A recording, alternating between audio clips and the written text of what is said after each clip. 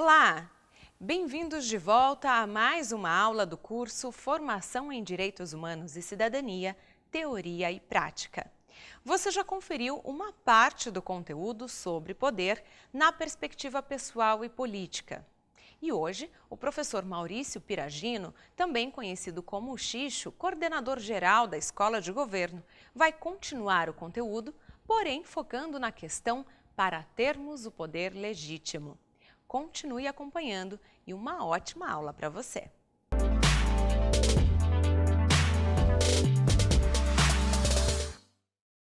Nessa segunda aula sobre poder, vamos saber como fazer para termos o poder legítimo. Eu gostaria, antes de mais nada, chamar a atenção de você sobre a nossa Constituição Federal, a Constituição Brasileira de 1988, que já no seu primeiro artigo, no parágrafo único, nos diz quem que deve deter o poder no Brasil. Vamos ver aqui o parágrafo único. Todo o poder emana do povo, que o exerce por meio de representantes eleitos ou diretamente nos termos desta Constituição. Observe que eu grifei o poder emana do povo. Há uma historinha interessante sobre isso, que com a participação popular na composição da Constituição Federal de 1988, os movimentos sociais queriam trocar o verbo emanar para um verbo mais direto. Todo o poder é do povo. Mas os constituintes, infelizmente, optaram por colocar uma palavra que parece um pouco rarefeita, porque o poder emana, parece um perfume, parece uma coisa que não é tão substancial. Mas, de qualquer maneira, está descrito que quem detém o poder no Brasil é o povo brasileiro. Porém, a gente precisa, antes de mais nada, pensar na definição do que é o povo, né? E para isso, eu gostaria de lembrar do teólogo e professor Leonardo Boff, que nos lembra uma definição clássica da antiguidade, apoiada nos pensamentos de Cícero, de Santo Agostinho e São Tomás de Aquino, que povo não é qualquer reunião de homens de qualquer modo, mas é a reunião de uma multidão ao redor do consenso do direito e dos interesses comuns. Essa é uma definição clássica. Se a gente pensar na antropologia, para a gente falar a definição de povo, povo é a população que pertence à mesma cultura habitando determinado território. Porém, o sentido político contemporâneo, no Brasil, dos políticos profissionais principalmente, o povo apresenta uma grande ambiguidade. Por um lado, ele expressa um conjunto indiferenciado dos membros de uma sociedade determinada, o que chama-se populus. Por outro, significa a gente pobre e com parca instrução e marginalizada na nossa sociedade. Plebe, a plebs. Portanto, nós aí colocamos um ponto que, se não entendemos, a gente tem dificuldade de entender por que o povo no Brasil ainda é tão subjugado e ainda não detém o poder nas mãos. Porque no Brasil, a história do Brasil é marcada por uma divisão de classes na qual existe uma elite com poder econômico que comanda todas as coisas e a massa da população que se submete a esse poder.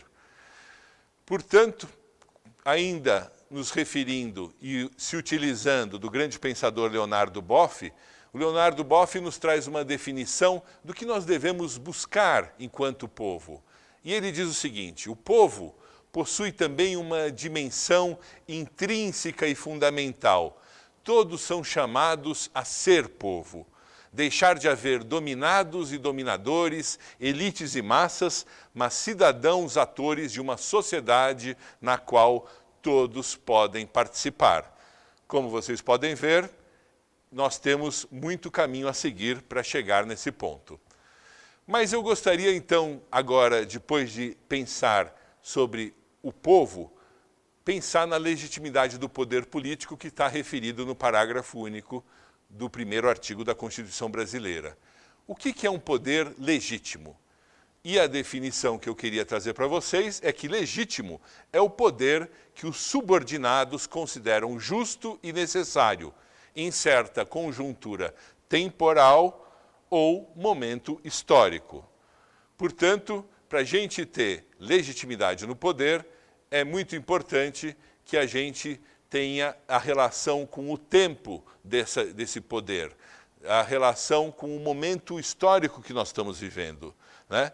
E esse poder legítimo, ele tem que obedecer, para ele ser efetivamente legítimo, 3 princípios fundamentais. O princípio da república, o princípio da democracia e o princípio do Estado de Direito. A combinação desses 3 princípios é que nos trazem o poder legítimo. E o que é o poder fundamentado na República? É a supremacia do bem comum do povo sobre o interesse particular de pessoas ou grupos.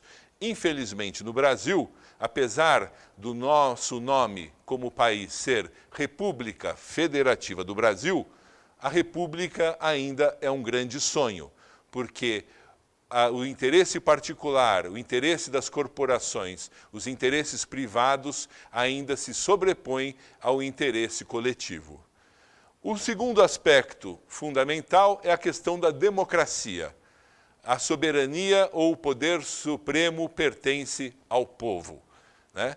Numa democracia efetiva, esse poder tem que estar nas mãos do povo, na decisão de quem ele vai colocar como representante, mas não só, mas também no poder de influência nas políticas públicas e na tomada de decisões sobre os rumos da nossa sociedade. E, por último, o terceiro fundamento é o Estado de Direito. E aqui não me refiro ao Estado só democrático de direito, porque acabei de falar que sem a democracia não há como se ter o poder legítimo. Então, só falo de Estado de Direito. Que é o Estado de Direito? É um controle permanente do poder, inclusive do poder soberano, segundo regras jurídicas previamente aprovadas e bastante claras.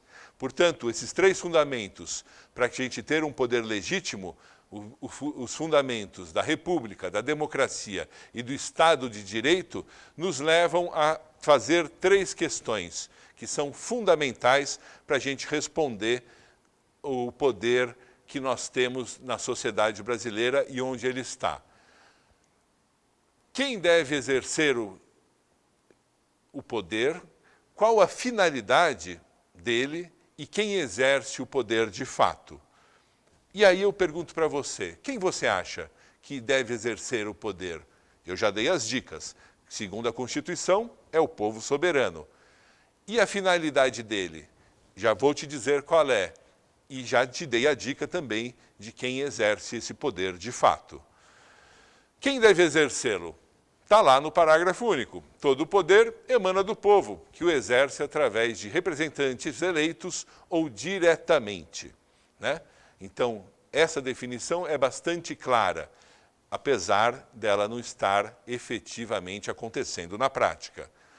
E qual a finalidade do poder? E aí vou também chamar o artigo 3º da Constituição brasileira, que fala quais são os objetivos fundamentais da República Federativa do Brasil, que é os objetivos fundamentais para a gente estabelecer uma sociedade harmônica, uma sociedade justa, né? E vamos ver lá. Primeiro, construir uma sociedade livre, justa e solidária. Segundo, garantir o desenvolvimento nacional, entendendo o desenvolvimento diferente daquela ideia de crescimento simplesmente. Desenvolver é muito mais do que crescer. Desenvolver é a gente dar condições amplas de oportunidades, de acesso a estudos e a todas as possibilidades para todos. Em terceiro lugar, erradicar a pobreza e a marginalização e reduzir as desigualdades sociais e regionais. Vamos lembrar que o principal problema do Brasil não é a corrupção. O principal problema do Brasil é a desigualdade. E, por último, o quarto inciso fala em promover o bem de todos, sem preconceitos de origem, de raça, sexo, cor, idade e quaisquer outras formas de discriminação.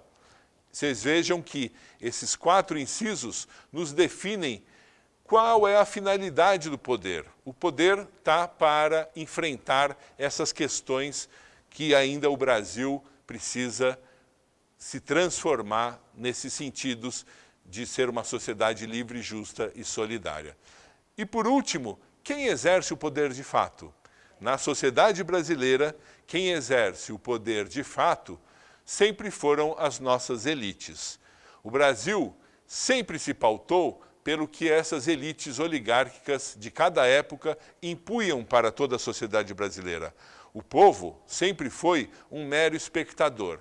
E quando eu falo isso, eu gostaria de lembrar para vocês alguns fatos da nossa história. Por exemplo, quando o Brasil deixou de ser monárquico e passou a ser republicano, ou quando nós saímos da ditadura empresarial militar em 1985, né? O que aconteceu? As elites brasileiras fizeram um processo de conciliação. Isto é, todas as mobilizações populares na história do Brasil foram muito reprimidas pelo Estado, né? Não é que elas não aconteceram. E todos os processos de impasse, de crise política, foram resolvidos através da conciliação das elites, porque nós não temos somente uma elite no Brasil. Nós temos várias elites que, em determinados momentos, se juntam para impor a sua vontade, como é o caso do que nós estamos vivendo hoje no Brasil. Então, meus caros, é muito importante que a gente lembre disso.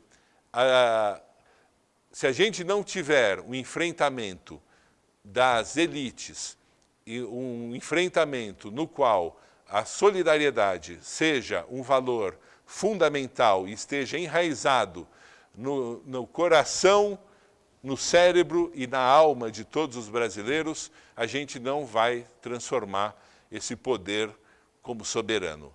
Para isso, eu gostaria também de voltar à pergunta inicial da nossa primeira aula.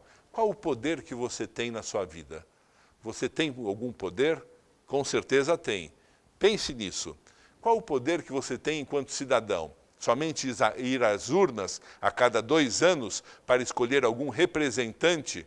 Lembrando que um representante, ele não necessariamente faz uma representação completa do seu pensamento. Ele é um representante de forma geral do seu pensamento. E você o escolhe com a possibilidade que você tem de acesso às informações, né?